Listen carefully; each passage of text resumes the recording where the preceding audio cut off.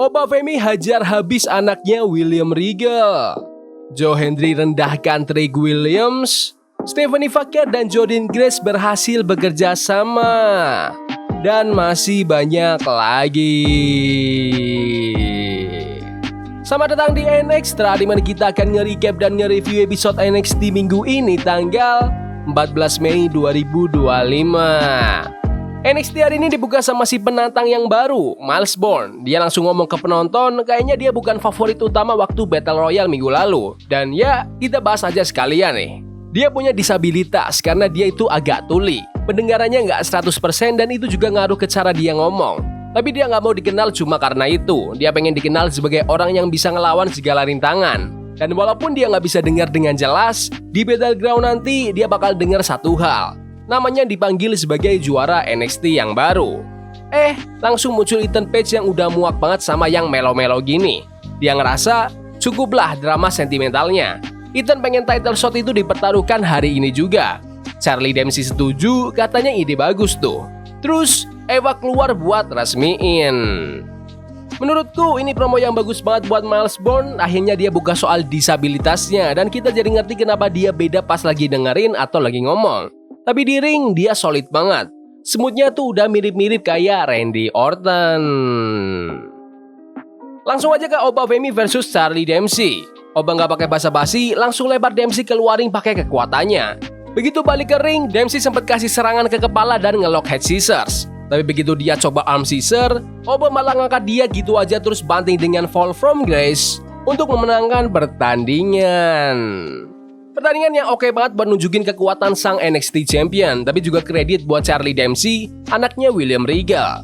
Ini lebih ke cerita gimana Oba bisa ngadepin tantangan dan tetap menang. Pertandingan pembuka yang asik bahkan lebih bagus dari ekspektasiku. Tadi Thea Hale dan Carmen Petrovic ketemu sama Tatum Paxley yang lagi kayak kehilangan akal. Dia teriak-teriak soal teman-temannya yang ninggalin dia. Maksudnya tuh Gigi Dolin yang kemarin udah resmi dipecat sama WWE. Terus ada Ricky Siens yang nyambarin Ethan Page yang lagi pemanasan. Ricky langsung nyindir Ethan yang katanya doyan banget ngacauin momen orang lain. Lanjut ke Wesley versus Tony D'Angelo. Wes buka dengan headlock tapi nggak berhasil. Akhirnya dia coba nendang-nendang kakinya Tony. Tapi itu malah bikin dia kena uppercut dari Tony. Terus Dupont narik kakinya dari luar. Wes langsung teriak-teriak, ngegas banget bilang dia bakal jadi Don yang baru. Tony langsung naik lagi. Hajar pakai headbutt sampai keluar ring, terus lempar balik ke ring dan kasih overhead belly to belly suplex. Di saat yang sama, Stax muncul di safe house nyaris. Cukup buat ngeganggu fokus Tony. Wes langsung sikat pakai cardiac kick untuk memenangkan pertandingan. Aku udah lumayan kebal sih sama ending match yang diganggu-ganggu kayak gini, tapi kali ini masih make sense. Soalnya sekalian buat lanjut cerita Tony D'Angelo versus Stax, plus kasih Wesley sedikit hit juga. Pertandingannya sih nggak luar biasa, tapi ini ngebuka jalan buat pertandingan yang lebih gede nanti. Terus ada Stephanie Fakir datang buat ngobrol, tapi baru bentar langsung dipotong sama Fatal Influence. Jessie Jane ngebahas soal Fallon Henley yang baru aja kehilangan gelar Women's North American Title. Fallon nggak seneng dengar itu, tapi Jordynne langsung muncul. Jessie dan Fakir ngejek Jordynne yang katanya nggak pernah sukses, dan Jordynne nggak akan biarin itu bakal terjadi. Sementara itu, The Undertaker sama Baba Ray Dudley lagi ngobrol sama finalis cewek dari WWE LFG. Beberapa cewek NXT pun datang ngasih warning ke siapapun yang mau ganggu divisi ini. Tapi ya jelas lah, Undertaker nggak mungkin terintimidasi. Lanjut ke pertandingan Myles Borne versus Ethan Page buat title shotnya Myles di Battleground. Myles langsung main teknik, kunci Ethan pakai front face lock, terus arm drag, terus lanjut masuk armbar. Ethan ngebalas dengan sikut ke muka, terus tahan Myles pakai chin lock yang sempat juga dilepasnya. Myles ngelempar Ethan pakai overhead belly to belly suplex, lanjut angle slam tapi cuma dapat 2 hitungan. Twisted Green juga keburu di counter. Terakhir, Myles lempar dropkick terus lakuin jackknife roll up untuk memenangkan pertandingan. Tujuan pertandingan ini sih jelas, buat bikin Myles Borne kelihatan lebih kredibel buat jadi penantang Obafemi, dan berhasil. Dalam waktu singkat, NXT harus bikin dia naik level dari ini siapa sih? Jadi wah, dia lawannya Obafemi ya.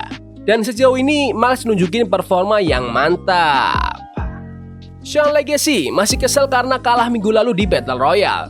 Dia minta match lawan Javon Evans. Evans sih oke-oke aja, tapi asantai di Adonis malah nyindir permintaan itu. Ricky Sainz justru suka idenya. Bahkan usul, siapa tahu pemenangnya bisa dapat title shot abis Battleground. Sementara itu, Tony D'Angelo nyampe di safe house, tapi langsung diserang sama Stax, yang sambil nyindir semua yang Tony lagi coba bangun. Lanjut ke pertandingan antara Thea Hail versus Tatum Paxley. Thea sempat nge-arm drag Tatum beberapa kali, tapi Paxley balas dengan fast plant. Running flipping fame acernya Paxley dapat 2 count, tapi Thea ngebalik keadaan dengan clothesline. Kimura lock dari Hail bikin Paxley harus nyentuh tali, tapi pas Hail ambil ulang, Paxley malah nusuk matanya. Langsung deh diskualifikasi. Habis pertandingan, Paxley masih nyoba nyerang mata lagi, sampai harus dipisahin banyak orang. HBK dan tim NXT benar-benar nggak segan bawa realita ke storyline. Kasusnya Gigi Dolin yang udah dipecat dan sekarang Tatum Paxley kayak beneran jadi gila. Karena mereka udah nggak bisa nge-tag team lagi. Tatum langsung berubah total. Kelani Jordan datang ngamuk ke Sol Ruka dan Zarya gara-gara mereka nyerang dia minggu lalu. Kelani pengen satu match lagi lawan Zarya dan kalau menang dia dapat title shot. Sol nyautin dan setuju, tapi Zarya jelas nggak happy. Eva buka sesi kontrak signing antara Trick Williams dan Joe Hendry dengan ngomongin betapa prestisiusnya gelar ini. Trick janji bakal bawa pulang titlenya, terus Hendry bilang, ini kesempatan terakhirnya Trick. Kalau kalah, dia udah nggak punya jalan balik ke gelar TNA maupun NXT lagi. Hank Nanteng ketemu Josh Briggs yang lagi down karena kehilangan partnernya. Tapi datang Shawn Spears buat ngejek dia soal kekalahan dan nasib sialnya belakangan ini.